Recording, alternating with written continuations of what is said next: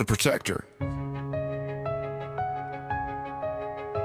The storm raged outside like Mother Nature was throwing furniture at the house. In the bedroom, under a mountain of blankets, she stirred. "Baby, wake up," she whispered, shaking him. He snorted, rolled over, and mumbled something about bench pressing a bear. "Wake up!" Her voice sharpened. I heard something downstairs with the groggy confidence of a man who once arm wrestled a parking meter and lost. He sat up. "No worries, babe, I got this," he said, flexing a bicep. That was mostly wishful thinking. He swung his legs off the bed, stark naked except for socks, the universal outfit of a man who thought he was about to fight crime. And because real heroes apparently don't waste time on pants, grabbing a flashlight, and for reasons even he couldn't explain, a roll of paper towels as a weapon, he strutted into the hallway. Thunder shook the walls, lightning flashed. The coat rack by the stairs leapt into view, wearing her old Halloween witch hat. He screamed, not a manly battle cry, scream.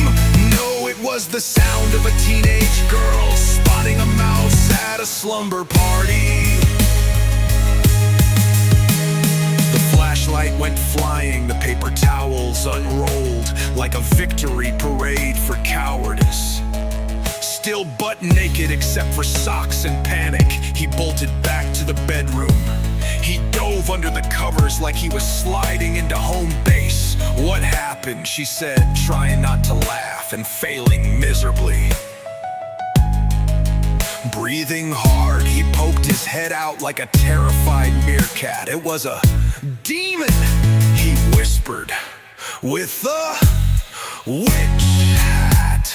She roared eyes and got up herself, grabbing his belt off the floor and fashioning it around her head like a badass cowboy with a whap. "You stay here, Rambo," she said. She marched downstairs, leaving him tangled in sheets and wounded pride. A few minutes later, she returned holding the witch hat, wearing coat rack under one arm.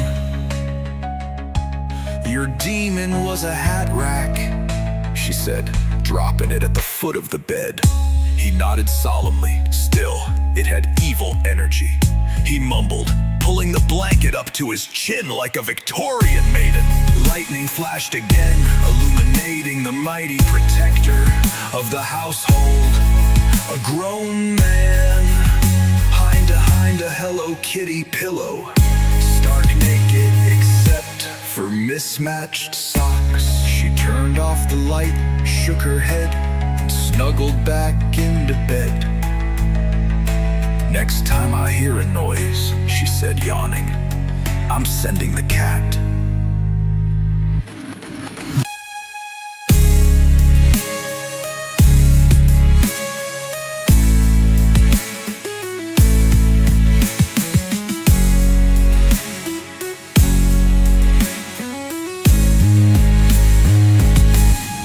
But it wasn't over.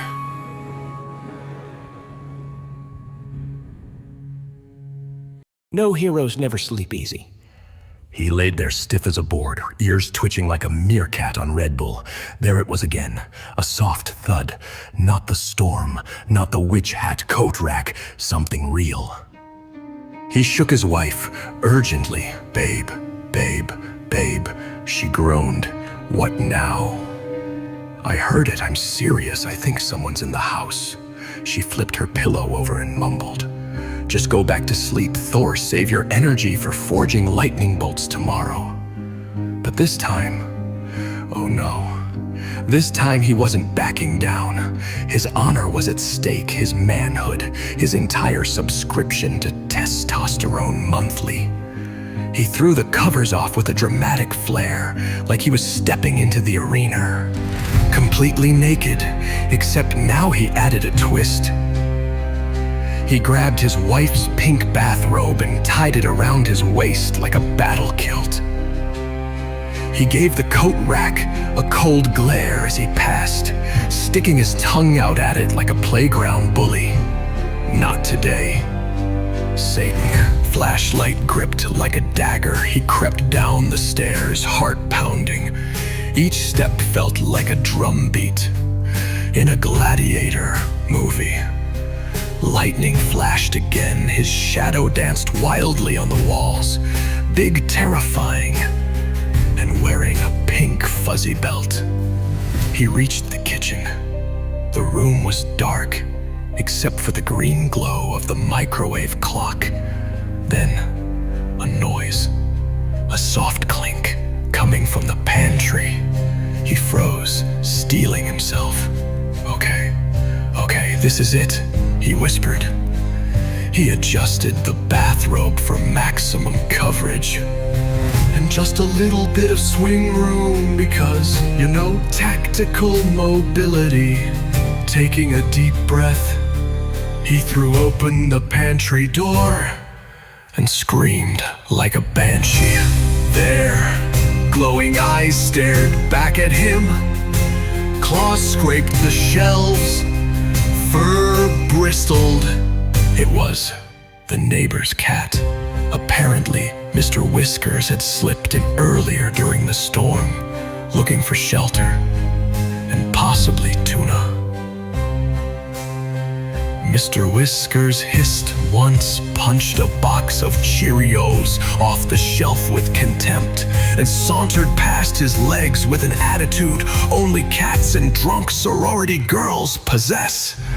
Panting, still clutching the flashlight like a murder weapon, he turned around and saw his wife standing at the top of the stairs.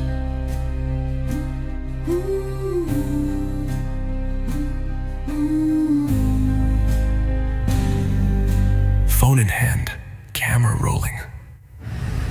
"Smile, Thor," she said. "You're about to go viral." By morning, the world no. YouTube.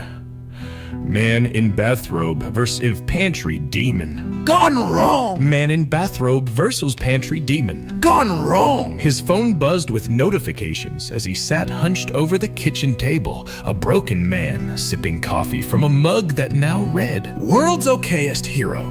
His wife, wearing nothing but his flannel shirt and a smug grin, sauntered into the kitchen. "Good morning, my brave little toaster," she said, ruffling his hair like a disappointed mom at a little league game. He grunted. "Not funny." She leaned down, whispering low in his ear, "Oh, it's hilarious. You mooned half the neighborhood security cams when you chased the cat outside with your flashlight swinging like a deranged airport runway worker." He buried his face in his hands. "My balls are on Google Street View now, aren't they?" She patted his back gently. "And ways too. You're a landmark. Directions literally say, turn left at Thor's thunderclap." Later that afternoon, when he tried to redeem a tiny shred of dignity by mowing the lawn, she casually walked out to the porch, sipped her lemonade, and yelled, "Careful, honey! Don't let the evil coat rack sneak up on you again. Need your magic pink robe?" The neighbors cheered. An old man down the street whistled and shouted, "Show us the legs, Thor!" He stood there, lawnmower vibrating between his hands, feeling the final shred of his masculinity blow away in the breeze like a lonely tumbleweed. That night, back in bed, lightning flashed again. He stared at the ceiling, wide awake. "Babe," he whispered, "I think I heard something." Without missing a beat, she mumbled, half asleep, "Relax, it's just your dignity trying to sneak out the window." And somewhere deep in the stormy night, Mr. Whiskers laughed.